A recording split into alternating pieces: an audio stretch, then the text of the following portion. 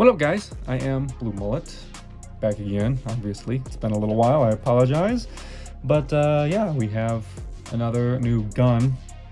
I guess is what you could kind of call this. It's not a gun because it doesn't have like a trigger or anything like that. It's a slingshot.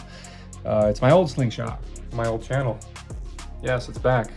This guy is pretty cool. I know a few people have had some fun with this in the past, so I decided to bring it back and repost it for everybody. Yeah, I mean, it's the exact same thing. There's literally nothing changed on this. You know, there's no broken pieces on this. It's a very simple build. There's no mechanisms, there's no real thought really that's put into this guy. The only thing that's kind of cool is there is just one little feature on here that is kind of worth noting.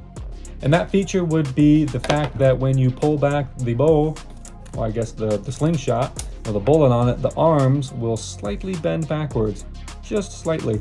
That's going to allow for a little bit of a slingshot effect.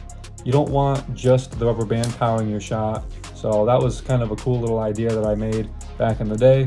It's also kind of cool how I have the rubber band laid out here. I thought that was pretty neat. Just tied onto each of the double connectors. I like how each side here is kind of slanted that way. That way when you hold it, no matter what arm you hold it or hand you hold it in, it's going to fit and it's not going to get in the way of your hand or anything because it's angling down, which I think is really cool. It's really strong, it's built well. I think it can handle a lot of power.